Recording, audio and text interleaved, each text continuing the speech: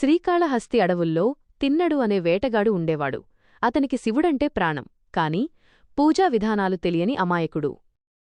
రోజూ వేటకు వెళ్లి శివుడి కోసం మాంసాన్ని సేకరించి అభిషేకం చేయడానికి చేతులు ఖాళీ లేక నోటినిండా నీళ్లు నింపుకుని తలలో పూలు తురుముకుని వచ్చేవాడు.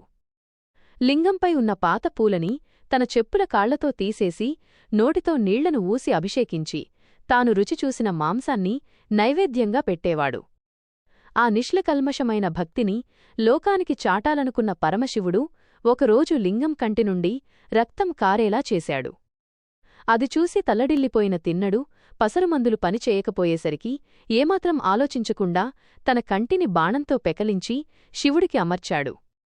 అంతలోనే శివుడి రెండో కంటినుండి కూడా రక్తం కారడం మొదలవ్వడంతో లింగం స్థానం తెలియడానికి తన కాలిని శివుడి కంటి దగ్గర గుర్తుగా పెట్టి తన రెండో కన్ను కూడా తీయడానికి సిద్ధపడ్డాడు. ఆ త్యాగానికి, అచంచలమైన ప్రేమకు కరిగిపోయిన ముక్కంటి ప్రత్యక్షమై అతన్ని ఆపి రెండు కళ్ళు ఇచ్చి కన్నప్ప అని ప్రేమగా పిలుచుకుని ముక్తిని ప్రసాదించాడు.